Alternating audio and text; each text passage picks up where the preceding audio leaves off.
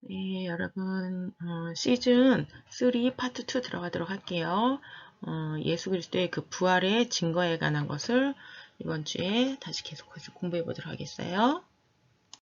네, 챕터 7, 죽음과 부활을 미리 알다 부분입니다. 네, 로렌이 질문하죠. 신약성경에서 예수님이 자신의 부활을 미리 예언한 것이 도대체 왜 그게 중요하냐? 이렇게 질문하니까 그래서 대답하기를 역사적인 연구에 따라서 우리가 자말한 데 배웠듯이 고서검증법에 따라서 성경의 기록의 정확성이 입증되었다. 신약성경은 매우 오래된 문헌이지만 매우 정확한 초기 사본들을 많이 가지고 있다. 예수님에 대해서 언급한 글이 카이사르, 즉 고대 로마의 황제들에 대한 글들보다 훨씬 많다. 그래서 즉 예수에 관한 매우 충분한 자료들이 존재하기 때문에 고대의 사실 어떤 자료들보다 많은 거죠. 비교가 불가능할 정도로 많다 그랬죠. 그렇죠? 고대의 그 어떤 문서들도 성경의 자료들만큼 많은 자료를 가지고 있지 못하기 때문에 그런 역사적인 근거에 따라서 예수 그리스도의 부활을 이제 스콧이 브레이스 설명을 하고 나갑니다. 그래서 브렛은 그런 자료들을 토대로 제자들이 부활 사건을 조작한 것은 아닌지 한번 역사적으로 아주 면밀히 연구해 볼 것이다라고 얘기를 합니다. 빌라도도 예수님을 죽였던 예수님에게 사형을 언도했던 빌라도도 예수님의 제자들이 시신을 훔쳐간 것은 아닌지 의심했다라고 성경에 쓰여 있고 우선 당시의 문서들의 내용부터 한번 조사를 해서 역사적인 그런 답을 도출해야 된다. 그래서 이제 포인트는 뭐냐면요. 예수님의 예언대로 예수님이 미리 당신이 죽고 부활할 거 예언했다 그랬잖아요.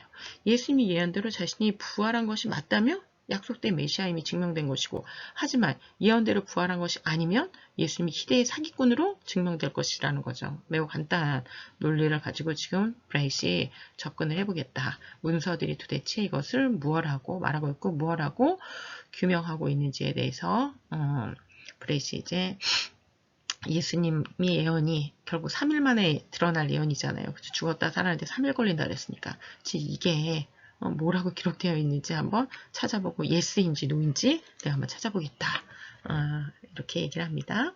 예수님이 자신의 부활에 대해서 예언한 부분들을 살펴보게 되면은 마태복음 16장에서 제자들에게 예언하시면서 많은 고난을 받고 죽임을 당하고 제3일에 살아나야 할 것을 비로소 제자들에게 알리시니 그러니까 이제 예루살렘에 왔을 때 이 얘기를 하신단 말이에요. 그 전에 제자들이 이 얘기를 하면 제자들은 받아들일 수가 없죠. 왜냐하면 유대인의 왕이시고 로마로부터 해방시켜줄 분이 알고 쫓아가고 있었는데 갑자기 막 죽으신다 이런 말씀하시면 받아들일 수가 없기 때문에 예수님께서 제자들이 어느 정도 성숙할 때까지 기다려주시고 마지막 때 돼서 이제로 말씀하세요. 마태복음 20장에 이제 다시 뒤에 가서 또 인자가 십자가에 못 박힐 것이다. 인자는 예수 그리스도로 말한다 그랬죠. 인자가 십자가에 못 박힐 것이나 제3일에 살아나리라 라고 또 다시 반복 예언해 주세요. 마가복음의 9장에 보면은 인자가 죽은 가운데서 살아날 때까지는 아무에게도 너희들 말하지 마라. 사실 제자들도 받아들이기 힘든 것을 다른 사람들에게 얘기하면 어떻게 되겠어요? 힘들어지겠죠. 약간 미친 사람 취급받을 수도 있고 그렇기 때문에 인자가 죽은 자 가운데서 부활할 때까지는 아무에게도 말하지 말아라 라고 주님께서 명령하십니다. 요한복음 보게 되면 이 장의 표적의 의미로 3일 동안 성전을 일으키실 것이다. 그러니까 예수님이 성전이라고 당신이 성전이라고 얘기하시면서 너희들이 성전을 헐어라. 다시 말하면 성전이신 예수님을 죽인다라는 상징적인 표현이거든요. 이게 46년 동안 지어진 성전인데 그 성전, 그 당시에 실제 성전은 근데 내가 3일 만에 다시 일으킬 것이다. 그러니까 사람들이 막 말이 돼? 46년 동안 지은 성전 어떻게 3일 동안 일으킨다는 게 말도 안 되는 소리 하고 있어. 사람들이 이렇게 얘기했는데 이걸 이제 예수님이 당신의 몸을 비유로 말씀하신 것을 이후에 이제 제자들이 깨닫게 돼요. 그러면서 그 이후에 제자들이 부활 이후에 그것을 깨닫고 믿음을 더욱더 갖게 되면서 제자들이 되게 담대한 믿음으로 로마 제국을 향해서 나아가게 된다는 게 이제는 요한복음. 그다음에 사실 이제 이 사복음서에 여기 외에도 여러 번 반복되어서 예언을 하신 것을 볼 수가 있어요. 예, 그러면서 이제 미나가 계속 질문하죠. 예수님께서 돌아가셨던 것을 믿기는 하냐? 그러니까는 죽어야지 부활을 할 거 아니에요. 죽지 않았으면 어떻게 되는 거예요? 기절했다가 깨어난다든지, 무슬림에서는 이제는 사람이 바뀐 거다. 비슷한 사람이 죽은 거다. 이렇게 얘기하기도 하니까는 도대체 그럼 예수님이 진짜 죽었다라는 거, 돌아가셨다는 것은 믿느냐 했더니 그것에 대해서 스콧이나 브렛이나 로렌 에이미는 십자가 처형으로 사망한 것을 인정한다. 이것에 대해서 인정한다 하고, 로렌은 절대적인 해답을 얻을 수는 없다. 나 sure죠. 그렇죠?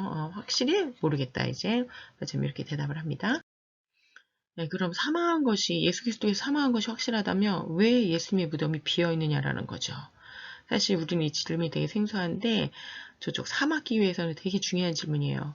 왜냐하면 4,000년 전에 죽은 아브라함과 사라의 무덤, 그 다음에 그 이후에 출애굽 당시에 무덤인 지금부터 3,500년 전에 요셉의 무덤, 이런 것들도 그대로 보존되어 있어요. 3,000년 전의 무덤인 사무엘 선지자의 무덤, 이런 것들이 지금도 보존이 되어 있는데 그것에 비하면 예수님의 무덤은 2,000년밖에 되지 않았다는 거죠. 근데 도대체 왜 예수 그리스도의 무덤은 비어 있느냐라는 거죠. 이것에 대해서 이제 반박하면서 뭐라 합니까? 시골 아낙네들, 그죠? 예수님의 제자들 중에 여자들이 있었다 그랬잖아요. 그 다음에 예수님의 제자들이 좀 많이 배우지 못한 어부들이었으니까 예수님 무덤 말고 다른 무덤을 착각한 거 아니야? 이렇게 얘기합니다. 아니다라는 거죠. 그렇죠? 자, 이유가 뭡니까? 예수님의 무덤은 당시 사내들인 공회의 아리마다 사람 요셉의 소유라고 정확하게 구체적으로 기록되어 있다는 거예요. 그 당시 사내들인 공의회, 그러면 우리를 따지면은 뭐 대법원의 그 판사 그 정도 되는 거거든요. 그러니까 국회와 판사를 합해놓은 기관이 사내들인 공회예요. 사내들인 공회가 70명 정도 된단 말이에요. 70명. 거기 아리마대 사람 요셉이라고 되게 유명한 사람의 묘실에 묻혔단 말이에요. 예수님이. 그렇기 때문에 이런 것이 너무나도 정확하게 문서로다가 여러 군데 나와 있기 때문에 착각할 수가 없다라는 거죠. 그냥 뭐 앞집 누구네 집 무덤, 뭐 뒷집 누구네 집 이런 무덤이 아니다라는 거죠. 둘째 제자들이 베드로와 요한, 그죠? 제자들 베드로와 요한이 어부, 또 여자들, 그다음에 일지라도 무식하다고 할 수는 없죠. 그래서 무덤도 찾아가지 못할 만큼 그렇게 무식한 사람들이 아니었다라는 거예요. 나중에 이 뭐 요한이라든지 베드로가 성경 기록한 거 보십시오, 여러분. 그렇죠? 그다음에 그들이 뭐 엘리트는 아니었어요. 지능이 좀 부족하고 어리석은 사람들이어서 무덤의 위치를 혼동했다는 추정은 그러므로 아무 근거가 없다라는 거죠. 완전 최고급 엘리트 계층은 아니었음에도 불구하고 무덤의 위치를, 그 다음에 그 이스라엘이 예루살렘이라는 곳이 그렇게 넓은 곳이 아니에요, 여러분. 대도시가 아니에요. 조그만 도시여서 걸어서 뭐 한두 시간이면 이렇게 다 돌아다닐 수 있는 소도시란 말이에요. 소도시.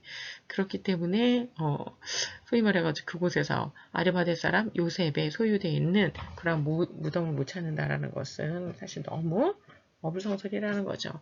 불에서의 결론.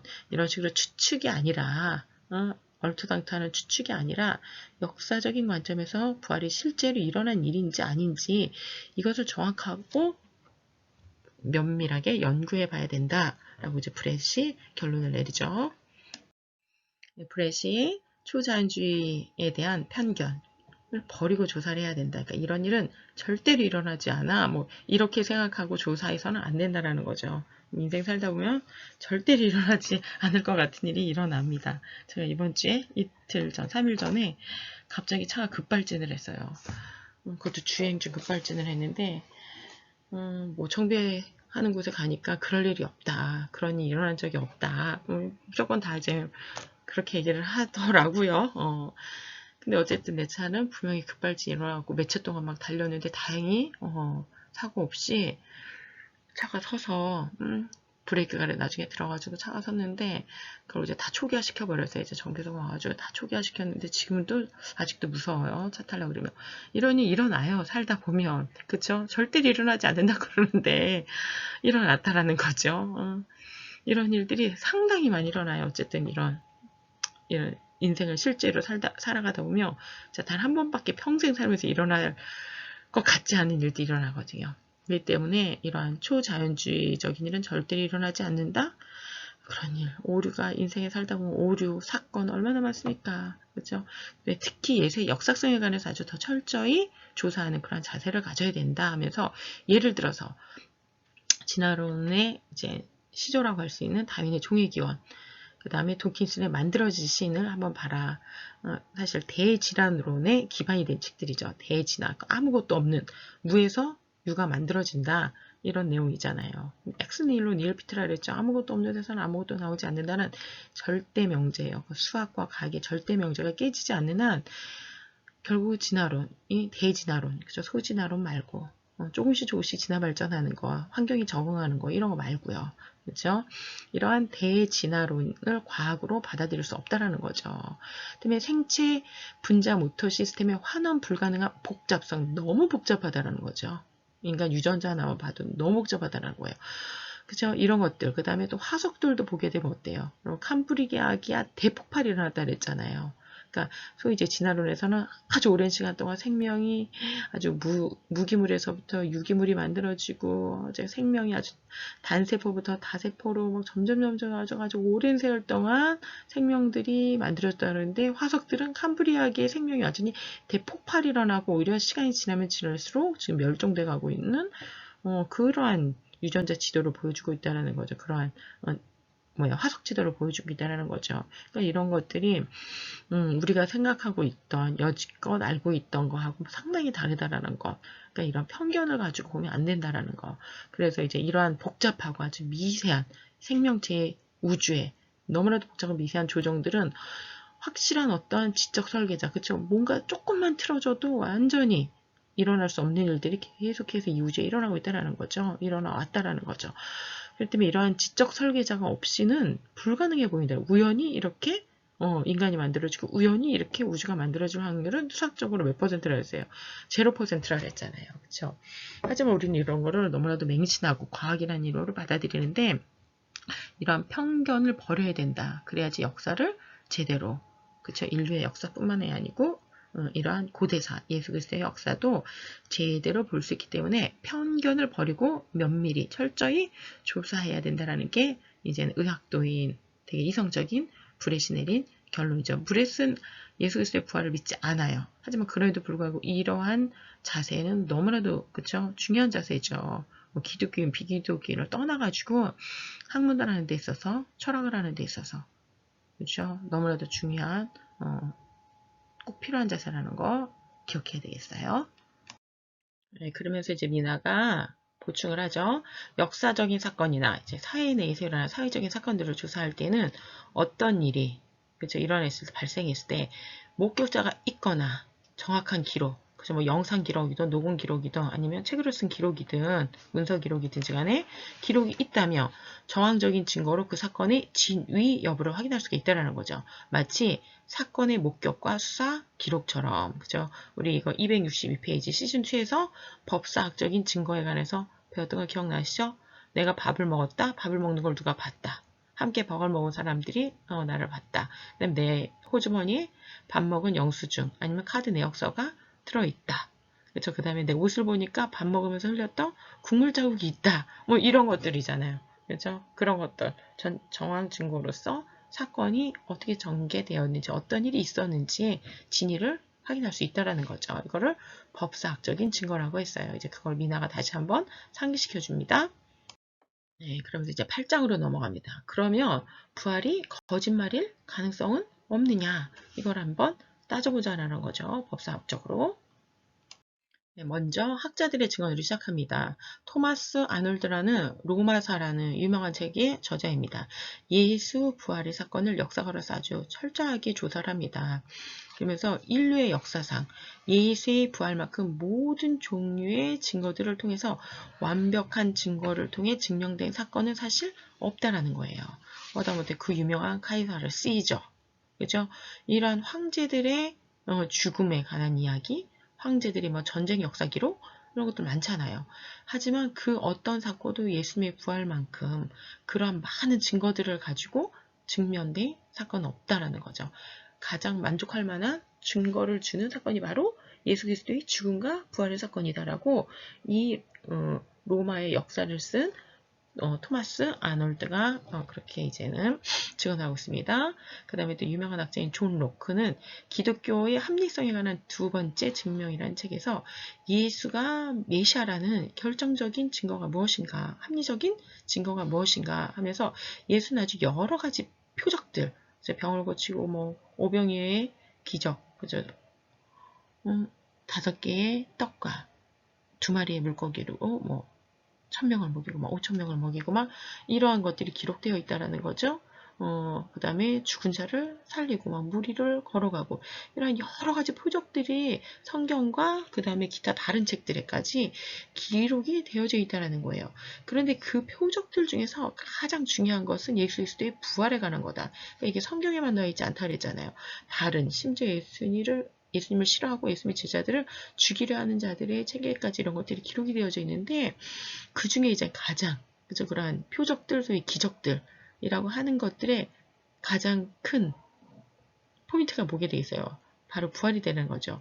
예수의 부활에 관한 기록을 보게 되면 그 부활의 기록은 결국 그가 메시아라는 가장 큰 결정적인 증거가 된다는 거죠. 다른 여러 가지 기적과 이적을 다 합한 것보다 예수님이 자기가 부활한다고 증언을 했고 만약에 그 증언을 예언이 이루어지지 않는다면 예수님 아까 뭐가 되는 거예요? 그냥 희대의 사기꾼이 된다는 거죠. 그 희대의 그냥 가장 유명한 사기꾼이 되는 건데 예수님 죽으시고 3일 만에 부활했다는 그 사실이 그럼 뭐야? 가장 큰 기적이면서 동시에 가장 큰 결정적인 증거가 된다고 이제 존 로크는 고대 문서들을 갖다가 찾아보면서 증언했다라는 거죠.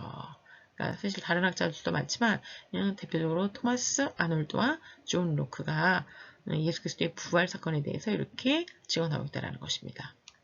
이제 두 번째, 예수가 안 죽었을 수도 있지 않느냐. 아까 이거 누구의 의견이었어요? 로렌. 그렇죠. 다른 친구들, 뭐 스콧, 브랜, 에이미 이런 친구들은 예수가 십자가에서 처형당했다, 죽었다, 사망했다. 이거는 의심의 여지가 없다라는 거죠. 하지만 로렌은 안 죽었을 수도 있지 않나? 이렇게 얘기했어요. 그렇죠. 확실히 모르겠다. 예수님이 살아있을 가능성이 없나 이것에 대해서 의문이 든다는 거죠. 특히 이슬람교는 뭐라 그래요? 예수는 선지자다. 당대의 선인이었다. 의인이었다. 근데 그렇게 비참하게 죽는다는 것은 불가능하다. 왜요? 이슬람교 사상에는 선인은 축복을 받아야 되고 악인은 저주를 받아야 되는데 예수님은 선지자고 뛰어난 스승이었는데 의인이었는데 그렇게 죽도록 하나님 내비두시지 않는다. 그렇기 때문에 비슷한 다른 사람이 죽었던 이슬람교의 주장이거든요. 하지만 이건 이슬람교의 주장일 뿐 기독교의 성경에 상당히 회의적인 학자들조차도 예수 그리스도의 죽음에 대해서는 사실 토를 달지 않아요. 그 다음에 최초의 복음서인 마가복음서의 기록에도 마가복음뿐만 아니죠. 다른 가장 이제 최초의 복음서부터 시작해가지고 마지막 복음서의 요한복음 그리고 심지어 다른 문서에까지도 로마 시대의 문서에까지도 로마 시대 다른 문서에까지도 예수 그리스도께서 십자가에서 처형돼서 사망해서 죽었다라는 것에 대해서 아주 상세하고 정확하게 묘사하고 있다는 것입니다. 복음서를 포함해서 역사적인 그런 정확한 기록물들을 추론할 때 로마의 군인 그 당시 여러분 로마의 군인이 그냥 그렇게 허술한 사람들이 아니거든요. 더군다나 로마의 군인뿐만이 아니고 이게 누구의 공조책이었어요? 로마의 군인과 유대의 귀족, 지도자들, 그렇죠? 제사장들, 서기관들, 사두개, 바리새인들이 다 합작을 해가지고 예수 그리스도를 처형했단 말이에요. 그렇기 때문에 완전 철통방어예요. 그런 곳에서 로마 군인 예수 대신 다른 사람을 죽였을 가능성은 큰 도시가 아니고 아주 조그만 소도시에서 예수님이 공개적으로 다 3년 반을 가르쳤어요, 여러분. 그렇기 때문에 가능성이 없다라는 거죠. 허다못해 계집종, 그 당시에 그 뜰에서 일하는 이런 귀족들의 왕족이나 귀족들, 제사장이나 이런 곳에 뜰에서 일하는 여자 종들까지도 예수님과 예수님의 제자들을 알아보고 예수의 잔당이다 막 이렇게 얘기를 했잖아요. 그렇기 때문에 하다못해 로마 군인이라든지 고도로 훈련받고 예수님을 감시하는 감시체계가 또 무척 잘 돼 있는 것이 로마 제국이거든요. 그 다음에 예수님을 호시탐탐 죽이려고 또한 감시했던 사두개 바리새인들, 제사장들 이런 그 유대의 귀족들이 엘리트들이 절대로 예수 그리스도를 다른 사람이랑 착각해서 죽일 수 없다라는 거죠. 더군다나 로마 제국인이나 그런 로마 제국의 통치자 군인들에 관한 잘못된 기록의 가능성은 없다고 봐야죠. 야, 잘못 기록하면 이러면 어떻게 되겠어요? 로마의 황제나 통치자 군인들에 대해서 잘못 기록하면 목숨이 왔다 갔다 해요. 근데 여기 마가복음의 증언을 보시죠. 너무나 구체적이에요. 본디오 빌라도가. 빌라도는 총독이에요. 로마의 총독이에요. 총독. 로마로부터 임명받은 일종의 그러한 최고의 지도자란 말이에요. 빌라도가 군중을 만족시키기, 유대 군중, 유대 민족을 만족시키기 위해서 강도 바라바는 도와주고 예수님을 넘겨주니라. 로마의 군인들이 브라이도리온이라는 뜰 안으로 들어가서 예수 그리스도에게 자색 옷을 입히고 가시관을 씌고 격려하면서 이르되 조롱하면서 유대인의 왕이여 평안할지어다 하면서 침을 뱉으며 희롱하며 무릎을 꿇더라. 유대인의 왕이여 하면서 자기네가 그 왕의 옷, 자색 옷을 입히고 그 다음에 군인들은 다시 자색 옷을 벗기고 십자가에 못 박기 위해 끌고 나가니라. 너무나도 구체적이죠. 여러분 이 문서를 쓰면서 본디오 빌라도라는 이름, 총통의 이름을 아무데나 갖다 이렇게 못 붙여요. 군인들에게도 마찬가지죠. 군인들이 예수님한테 침뱉고 조롱하고 막 그러면서 못 받고 그러려고 끌고 나가고 막 이러한 거를 함부로 기록했다가는 감옥에 가는 거죠. 끌려가는 거죠. 그다음 뭐예요? 이 지명도, 브라이도리온이라는 뜰, 너무나도 정확하게 이런 것들이 기록되어져 있다는 거죠. 그러니까 사실 누가복음도 무지 정확하게 기록이 되어져 있는데 가장 첫 번째 복음서인 마가복음은 누가복음에 비하면 그렇게 정확하지 않음에도 불구하고 매우 구체적으로 매우 정확하게 사실 성경의 다른 문서들, 그 다음에 성경 외의 문서들도 예수 그리스도의 처형 장면에 관해서 너무나도 자세하게 기록들을 남기고 있다는 거예요. 네, 그러면 이제 스콧이 로마인들이 사용했던 그런 아주 특정한 인류사에서 그쵸 아주 특정한 그 처형 방식 십자가형이잖아요. 그 십자가형이 과연 예수님 시대에 사용되었는지, 그죠? 그것이 어떻게 사용되었는지 역사적으로 정확히 조사해볼 필요성이 있다. 그 다음에 예수님을 자신의 묘에, 묘실에, 가족묘에 매장되는 것을 허락했던 아니 요청했죠. 사실 아주 적극적으로 아리마대 사람 요셉이 예수님을 자기의 묘실에 묵게 해달라. 되게 그 당시 이거는 위험한 행동이거든요. 그렇죠? 근데 아리마대 사람 요셉이 그것을 실질적으로 요청해가지고 어떻게 매장을 했는지 뭐 이런 것들에 관해서 또 면밀히 조사해봐야 된다. 이상하다라는 거죠. 그러면서 로마 시대의 십자가에 관한 그 십자가형에 관한 연구에 있어서 스콧이 그러한 학자들의 문헌을 연구하고 브렛은 자기가 이제 의학도니까 의학적인 조사를 해보겠다 이렇게 얘기를 합니다. 그래서 이제는 스콧이 그런 과학자들의 의견을 갖다 조사한 결과 예수 그리스도가 십자가에서 처형되어 있다는 것에는 학자들이 동의하는 것이 그런 전체적인 공론이다. 여기서 제가 하나 생각나는 명언. 인류의 역사, 인간의 역사는 나무로 시작해서 나무로 끝난다. 이런 말이 있어요. 인간의 역사는 선악과를 시작해서 결국은 뭘로 끝납니까? 십자가로. 그 다음에 맨 마지막에는 생명나무로 끝난다라는 거예요. 진짜 선악과. 하나님을 배신하는 나무였잖아요. 이거 하나만 지켜줘라는 거였었는데 우리가 친구관계, 뭐 결혼관계도 그렇죠. 이거 하나는 꼭 지켜줘 하는 거 있잖아요. 응?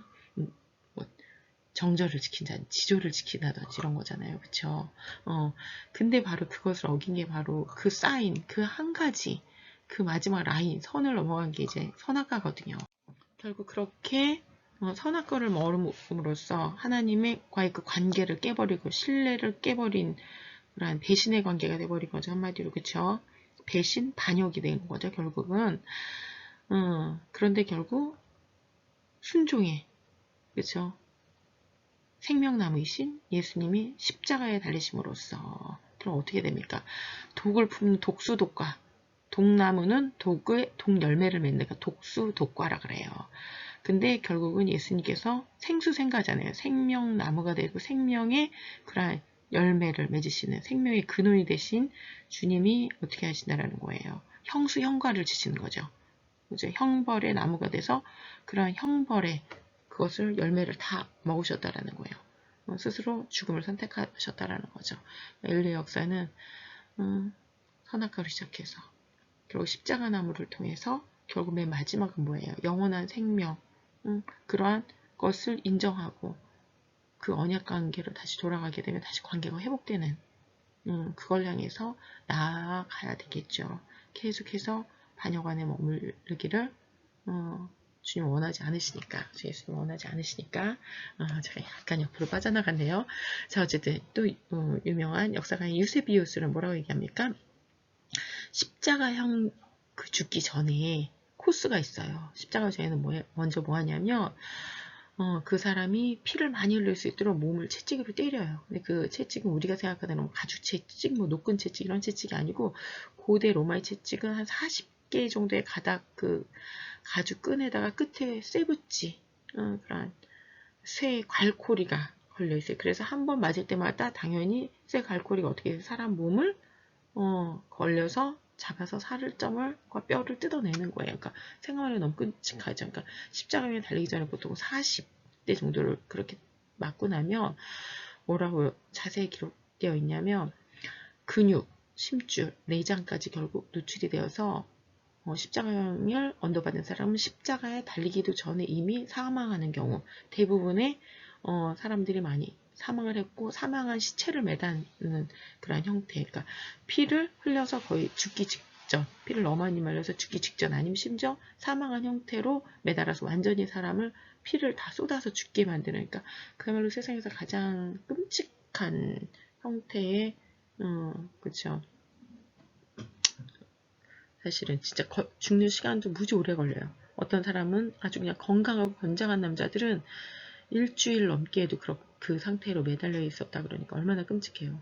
진짜 여러분들 이것에 관한 사실 되게 잘 만들어진 영화가 있죠. 패션 오브 크라이스트라 가지고 상당히 사실적으로 역사적인 검증과 고증을 받아서 만들어진 영화이기 때문에 여러분이 그 패션 오브 크라이스트를 보면은 정말 너무 리얼해서 끔찍할 정도잖아요. 근데 사실 십자가형은 그거보다 더 끔찍하니까 그거는 그래도 영화라서 어느 정도 이렇게 감안을 한 거예요, 사실은. 그렇죠? 여러분에게 제가 세상에서 가장 귀한 이야기라는 영상을 제가 하나 짧은 거를 강의 자료에 올려놓을게요. 한번 보시면은 패션 오브 크라이스트 전체를 안 봤다고 해도 아주 짧은 거예요. 한 2분이나 되려나 3분이나 되려나 해요. 여러분이 되게 또한 아름다운 노래거든요. 여러분이 이 영상 꼭 보고 감상을 써내세요. 네, 요세푸스의 기록 다음에 이제 스페로 심슨이라는 사람의 연구에 관해서도 이제는 스콧이 언급을 합니다. 아르메다 사람 요셉이 예수 그리스도의 시신을 요청해서 십자가에서 내려서 매장을 하도록 했는데 그와 똑같은 비슷한 유사한 기록이 요세푸스가 황제에게 로마의 황제에게 자신의 친구의 시신을 요청한 것이 있다. 그래서 이제 비교해 연구한 거죠. 다시 말하면 십자가에 처형된 사람의 시신을 요청한 그러한 경우에 대한 문헌 연구예요. 첫 번째, 원래 십자가 처형은 새들과 들짐승들의 먹잇감으로 몇 날 며칠을 매달아 놓는다 그랬잖아요. 사람들에게 일부러 피를 많이 흘리게 해가지고 끔찍한 그러한 모습으로 매달아서 사람을 죽이는 정말 끔찍하고 비참한 그러니까 하늘과 땅 사이에 죄인을 매달아서 온 세상에 효시한다 그러죠. 그런 처형이란 말이에요. 하지만 요세푸스는 황제에게 친구의 시신을 내려서 매장할 수 있게 해달라고 요청을 하여서 결국 친구의 시신을 매장을 해줬단 말이에요. 그러한 경우가 있었는데 또 두 번째 유대인들의 그 매장 풍습을 보게 되면 유대인들은 해가 지기 전에 시신을 내려서 매장하는 풍습이 있어요. 그러니까 해가 지도록 아무리 죄인이라고 해도 매달아가지고 들짐승들의 먹이가 되도록 한다. 새들의 먹이가 되도록 한다. 이거는 되게 불경스럽다라는 거예요. 그러면은 오히려 그 사람이 죄를 지은 것보다도 그 다음에 그렇게 시신을 함부로 그렇게 한 것에 대해서 하나님께서 좋게 보시지 않는다라는 거죠. 그거를 오히려 그것 때문에 더 저주를 받을 수도 있다. 이런 것 때문에 이 사람들은 정말 아주 특이한 경우에만 들여다 방치하지 해지기 전에는 시신을 매달아놨던 시신을 내린다라는 거죠. 물론 이제 아직 이 사람이 정말 무섭고 끔찍한 죄를 저지르는 사람에 한해서는 시신을 내려서 다시 들여 방치하는 경우가 아주 있긴 하지만 그건 아주 특이하고 불경스러운 경우로 여겨졌다라는 거예요. 그 다음에 예수님의 친척이라든지 가족들은 시신을 요구하지 않았으며 아리마대 사람 요셉이 요청하였다라는 거예요. 요세푸스처럼. 그러니까 사실 죄인이기 때문에 죄인으로서 그가 무도한 죄인으로 처형을 지금 당하는 거잖아요. 십자가형 같은 경우는.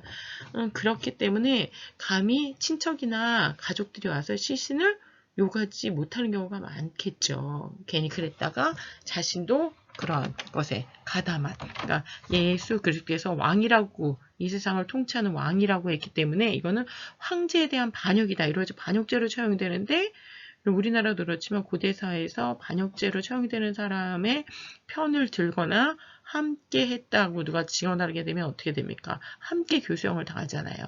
그렇기 때문에 사실 친척이나 가족들이 신을 감히 요청하지 못했다라는 거죠. 그런 경우가 많았다라는 거죠.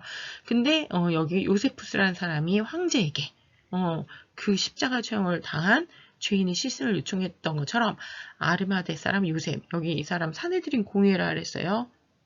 상당히 직급이 높은 사람이에요. 근데 그러한 사람이 예수님의 시신을 요청했다라는 거죠. 사실 사회적 지위가 높은 만큼 잃을 것도 많기 때문에 사실 정치적인 관점에서 본다면, 그렇죠? 정치적인 이득의 관점에서 본다면 되게 어리석은 행동이에요. 근데도 불구하고 아르마데 사람 요셉이 자신의 정치적인 거를 내려놓고, 그 다음에 심지어 그 예수님의 시신을 요청한다는 것은 자기에게 엄청난 마이너스와 위협이 될 수도 있는 상황임에도 불구하고, 그다음에 자기가 속해 있는 공동체가 유대인 지도자들이 얼마나 예수님을 미워했습니까? 그러한 곳에서 요청한다는 것은 사실 그 자기가 속해 있는 공동체에서 자기가 스스로 이제 왕따가 되는 길을 걸어가는, 그쵸? 미움을 받는 길에 들어서는 거와 마찬가지거든요. 근데도 불구하고 요청했다는 것 같이 요세푸스가 황제에게 그런 죄인의 시신을 하는 것이 사실 되게 예외적인 경우긴 하거든요. 그러니까 이 비슷하다라는 거죠. 역사적으로 개연성이 충분히 있다라는 거. 그래서 이제 사람들은 뭐라 그러냐면 성경학자들은 아리마대 사람, 이 아리마대 요셉을 예수의 숨겨진 제자라고 부릅니다. 사람이 문헌에 따르면 성경과 다른 문헌에 따르면 예수님이 그 재판 받을 때부터 계속해서 위험을 무릅쓰고 공정한 재판을 해야 된다. 예수님의 가르침이 우리의 그러한 유대인들의 전통, 소위 유대인들이 만들어 놓은 법, 그쵸? 뭐 안식일에 책을 몇 권 가지고 몇 걸음 이상 걸어가면 안 된다. 안식일에 요리를 해놓은 것을 먹을 수는 있지만 그걸 갖다 새로운 요리를 만들어서 먹으면 뭐 안 된다. 어느 정도 요리까지 해서는 안 된다.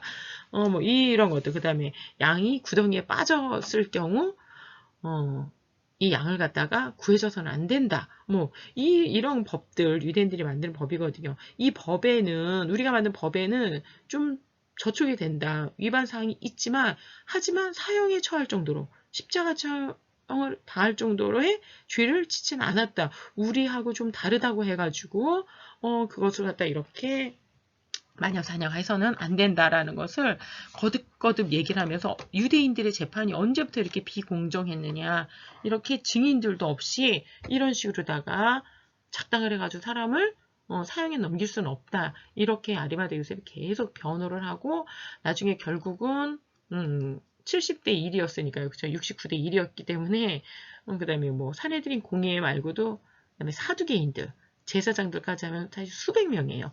수백 대 1로다가 해가지고 결국은 당연히 예수님이 십자가 처형을 당하게 됐 이후에 사실 예수님의 제자들까지도 이 상황에서는 다 버리고 숨어있고 도망가고 이런 상황이었잖아요. 근데 그러한 상황에서 이 아리마대 사람 요셉은 그 자리에서 가장 위험한 자리잖아요. 그렇죠? 막 사람들의 감정이 들고 있고 포퓰리즘이라 그러죠. 대중 궁중 심리에서 막 죽여라 십자가에 매달아라 막 이렇게 막 미친 듯이 울부짖는 그런 상황에서 예수님을 변호했을 뿐만이 아니라 죽은 다음에 아직 군중들의 그러한 광기라고 그러죠. 그게 가라앉지도 않은 상황에서 예수님의 시신을 자기의 그 묘실에 새로운 묘실이라고 그랬거든요. 그런 새로운 묘실에다가 예수님을 안치할 수 있게 해달라고 요청을 했다라는 것입니다. 되게 특별한 사례이긴 합니다. 그쵸? 하지만 불가능한 사례가 아니라는 거죠. 실질적으로 요세푸스도 이러한 요청을 했던 것처럼 아리마대 사람 요셉도 이러한 요청을 충분히 할 수 있었다라고 생각할 수 있겠죠. 네. 네, 그 다음부터는 이제 9장에 의학적인 관점에서 본 예수님의 부활이에요. 그러니까 이거 누가 하기로 했어요? 브렛이 의학도니까 의학적인 관점, 과학적인 관점에서 예수 그리스도의 그 부활 사건을 한번 연구해 보자. 그래서 지금까지 문헌들을 고대로부터 이제 현대까지 문헌들을 중심으로 했다면 이제는 의학적인 관점을 한번 바라보자. 이게 이제 9장입니다. 네, 스콧은 자신이 도서관에서 문헌 연구한 것을 브렛에 얘기합니다. 그 학자들이 문헌 연구를 하면서 성경이 혹시 기록이 다른 기록과 모순점이나 혹시 차이점 등이 없는지 이제 점검한 것을 얘기하게 되는데요. 첫 번째 이제 그리스의 역사 연구자인 헨리 알포드의 문헌을 보고 그곳에는 요셉, 아리마대 사람 요셉이라고 기록된 것이 마태복음 외에는 나타나지 않는다라는 것을 헨리 알포드가 이야기를 했다라는 거죠. 그러니까 마태, 마가, 누가, 요한복음 이렇게 4개의 복음서가 있는데 왜 마태복음에만 아리마대 사람 요셉이라고 구체적으로 얘기를 했냐라는 거죠. 사실 마태복음은 여러분 어떤 복음서예요? 유대인들을 위한 복음서잖아요. 근데 나머지 마가, 누가, 요한복음 사실 이방인들이나 후대 사람들을 위한 복음서란 말이에요. 그렇기 때문에 유대인들을 위한 복음서에서는 지명의 세밀성이 무척 중요해요. 왜냐면 이 인명, 지명, 그렇죠? 요셉이란 아리마대 사람, 요셉이란 사람이 유대인들 사이에서 너무 유명한 사람이에요. 하지만 다른 이방인들에게는 아리마대 사람 요셉, 우리가 외국의 국회의원 잘 모르잖아요. 외국의 대법관 잘 여러분 모르죠, 그렇죠? 그렇기 때문에 다른 이방인들을 위한 복음서에서는 굳이 뭐 아리마대 사람, 사내들인 공회의에 아리마대 사람 요셉의 무덤이다. 이게 별 의미가 없는 거죠. 하지만 유대인들에게는 아리마대 사람 요셉 이러면 마치 윤석열 하면 누군지 다 알잖아요. 이거와 비슷하다는 거죠. 그 다음에 그 사람이 자신의 그 가족들을 위해서 예비해 놓은 그러한 무덤이라 그러면 예루살렘의 그 좁은 지형에서 거기 그 잘 준비되어 있던 그 좋고 새로운 그 깨끗하고 정결한 무덤 사람들이 유대인들이 누군지 다 어느 장소인지 안다라는 거예요. 그렇기 때문에 그런 차원에서 사실 이 헨리 알포드가 지적했던 왜 도대체 마태복음에만 이렇게 구체적으로 아리마대 사람 요셉의 무덤이라고 구체적으로 나와 있는지에 대해서 설명이 되겠죠. 그 다음 두 번째, 요한복음에는 그냥 동산에 혹은 그가 못 박히신 곳에, 못 박히신 동산에 이러한 말들이 대신 사용되고 있다는 거죠. 그럼 요한복음은 뭐예요? 가장 나이가 어리고 젊은 제자였어요. 후대까지 살아가지고 다른 사람들이 다 복음서를 이제 쓰고 나서 그 이후에 마지막에 복음서를 마침 집대성한 거 같은 그런 역할이거든요. 근데 요한복음 썼을 때 상당히 후대기 때문에 기존의 복음서들이 이미 다 완성되어진 이후이에요. 그렇기 때문에 여러분이 요한의 입장에서 복음서를 쓴다면 어떻게 하겠어요? 모든 것을 집대성하는 관점에서 이미 익히 다 알고 있는 이야기들을 그 다음에 굳이 이제는 후대에서 그렇게 중요하지 않은 인명, 지명 이런 것을 구체적으로 쓸 필요가 없다라는 거죠. 그렇기 때문에 요한복음에는 그냥 동산에 아니면 그가 못 박히신 곳에 이렇게 좀 심플하게 이렇게 기록되고 있다라는 거죠. 하지만 하지만 마가복음을 제외하고 모든 사복음서, 그러니까 마가복음은 젊은 사람들을 위한 젊은 이방인을 위한 복음서예요. 근데 구체적인 거 별 의미가 없죠. 그쵸? 딱 요약본을 좋아하는 마가 자체가 젊고 요약해서 쓰는 거를 좋아하는 스타일이에요. 마가 자체가. 필체가 그랬고 나이대도 그래요.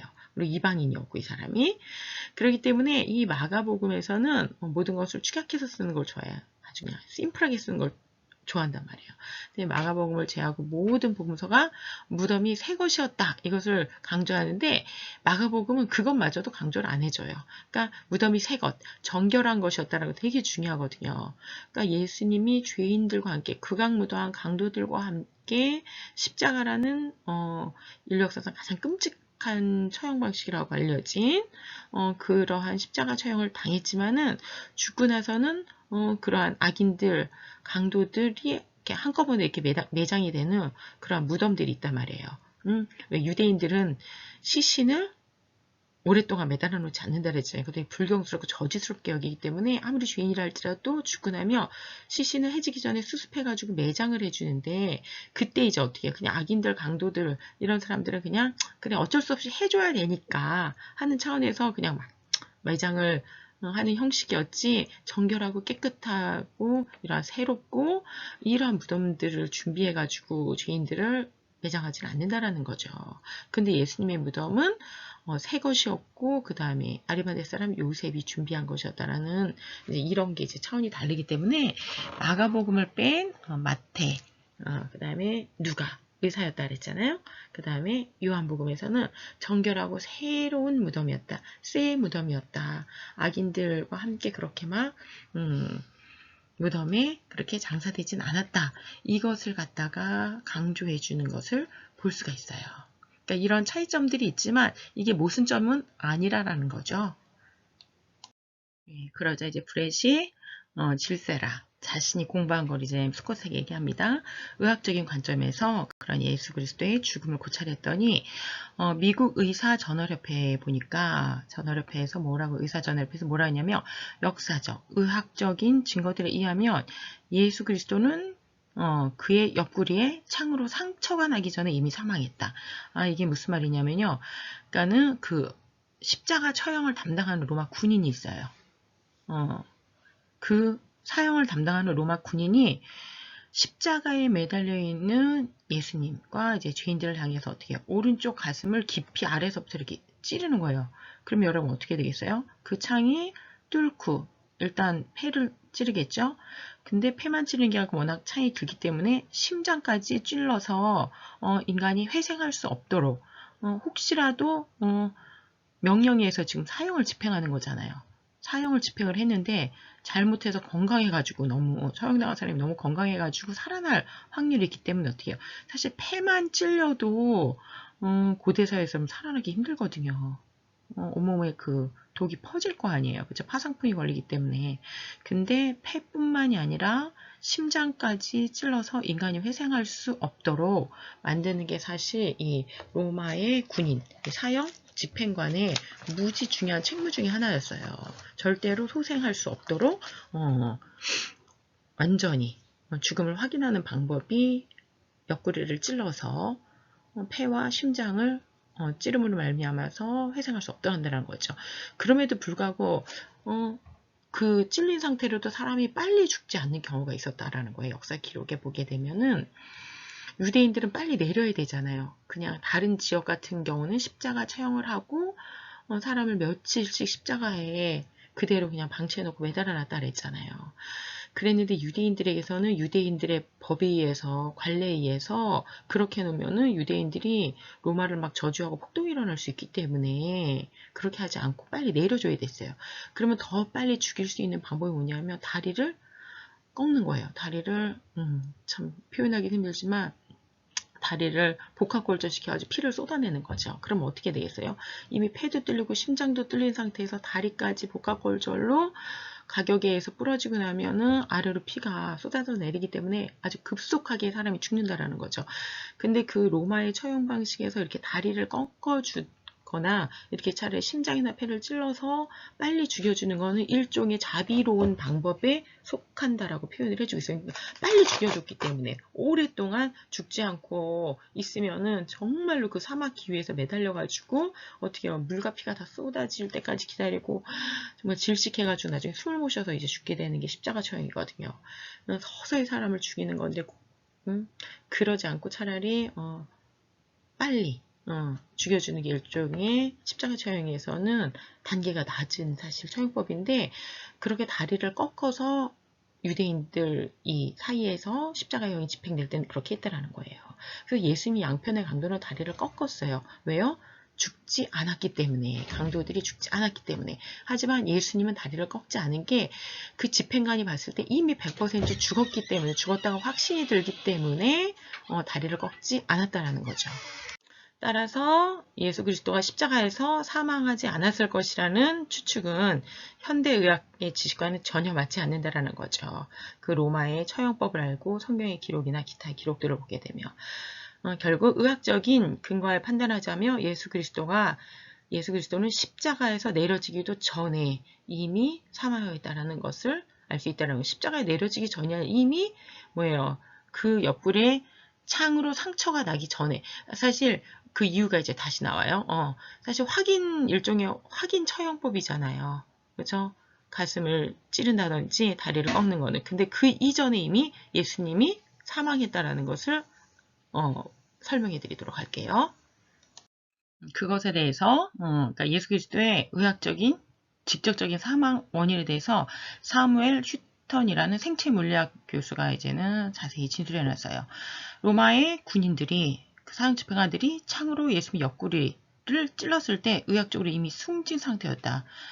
그 찔린 상처에서 피와 물이 분리되어서 쏟아졌다는 것은 매우 기이한 현상으로 보였고 사도 요한은 그 사실을 구체적으로 상세히 기록으로 남기고 있는데 그렇게 한 이유는 뭐예요? 자기가 직접 본 것을 그대로 지금 기록하고 있다는 이상하지만 기록하고 있다는 거죠. 사도 요한은 그 현상을 기이한 현상으로 생각했기 때문에 구체적으로 기록하고 있다는 거예요. 그는 십자가에서 심장이 파열되어 숨진 사람의 상처에서 피가 쏟아지고 다시 물이 쏟아지는 것을 기록하고 있는데 결국 십자가 처형과 심장의 파열이라는 두 가지 사실 외에는 그의 죽음을 다르게 설명할 가능성이 없다. 이게 뒤에 다시 자세히 나오게 되는데 이게 무슨 말이냐면요. 사람이 죽고 나서 죽기 전에 심장이 파열되면 여러분 그냥 당연히 피하고 물하고 분리되지 않고 그냥 한꺼번에 쏟아져요. 그게 일반적인 현상이죠. 자연현상. 하지만 사람이 십자가상에서 그렇죠. 아니면 뭐 다른 이유로든지 일찍 이미 죽었으면은 몸에서 나올 때 피가 나올 때 죽은 시간 차이에서 심장에서 어떻게 된다는 거예요. 물과 피가 분리된다는 거예요. 그래서 쏟아질 때 피가 나오고 그러고 나서 나중에 물이 나오게 되는 그러한 현상. 이거는 이제 의학적으로는 알 수 있지만 그 당시 요한은 알 수 없는 일이잖아요. 보통 찔리면 피가 쏟아져야 되는데 왜 피가 나오고 나중에는 물이 나오지라는 거죠. 이미 몸 안에서 분리가 됐기 때문에. 그것은 다시 뭐예요? 이미 숨을 거뒀다라는 거죠. 그때 결론. 예수님의 죽음의 결정적인 이유는 십자가 처형이에요. 이미 십자가에서 죽으셨다라는 거예요. 십자가 처형 아까 말한 대로 사람이 물과 피를 서서히 쏟으면서 그 다음에 어떻게 되냐면 질식을 하게 해서 그러니까 물과 피를 쏟아서 죽으면 엄청 서서히 죽는다 그랬잖아요. 그런데 더 일찍 죽는 건 질식사예요. 여러분 피는 쏟아지는데 좀 시간이 걸려요. 하지만 숨은 여러분 어때요? 몇 분만 못 쉬어도 죽는단 말이에요. 근데 십자가에 매달려 있으면 이제 의학적인 뒤에 이제 나중에 더 자세히 나와요. 의학적으로 십자가에 매달려 있으면 폐를 들어올릴 수가 없다라는 거예요. 폐를 들어올릴 때마다 손의 무게와 이 발과 손의 세 개의 못에 의해서 버티고 있는 거 아니에요. 그렇죠? 그 못으로 자기 몸을 들어 올려야 되는데 그러지 않으면 폐가 움직이지 않기 때문에 점점 폐가 작아지면서 쪼그라들면서 결국 숨을 쉬지 못하게 되고 산소 공급이 안 되기 때문에 질식사로 죽는다라는 거죠. 그게 이제 십자가 처형에서 가장 말하자면 급속하게 사람이 죽게 되는 경우거든요. 예수님께서는 이미 십자가상에서 죽었기 때문에 나중에 심장이 파열됐을 때, 폐가 파열됐을 때 물과 피가 분리돼서 나타난다는 거죠. 이미 그러한 상태에서 심장과 폐를 갖다가 거기다가 또 파열을 시켜보세요. 살아날 수 있겠습니까? 이미 물과 피가 분리될 정도로 죽어있는 상태, 몸이 죽어있는 상태인데 거기에다가 폐 심장까지 찔리게 되면 살아날 수가 없다라는 거죠. 그때 예수님의 직접적인 사망 원인이 뭐예요? 십자가의 처형. 첫 번째. 그다음에 거기다가 하나 더 플러스하지만 이미 심장과 폐가 파열됐기 때문에 다시 회생한다는 거는 네버라는 거죠. 불가능하다라는 거죠. 요한복음 19장은 어쨌든 이건 직접 목격자. 그죠? 요한이 가장 나이 어린 제자고 예수님의 발치에서 어쨌든 다른 제자들이 나이 많은 제자들이 다 도망갔을 때 요한은 끝까지 그 예수 그리스도의 육신의 어머니였던 마리아와 함께 앉아가지고 예수님을 끝까지 그 발치에서 지켰던 사람이란 말이에요. 그렇죠? 그 때문에 자신이 그 바로 발밑에서 봤던 것을 아주 상세히 기록하고 있다는 거죠. 이거는 직접 목격하지 않은 사람이면 이렇게 구체적인 기록을 남길 수 없을 만큼 상세하게 예수님의 죽음에 관해서 기록을 하고 있고 그 요한의 기록을 바탕으로 하고 또 로마 군인들이 그 사람을 십자가상에서 사형을 집행하는 그 기록물을 비교해서 보고 사무엘 휴턴이 예수 그리스도의 사망 원인, 의학적인 사망 원인을 규명해 것을 볼 수가 있어요.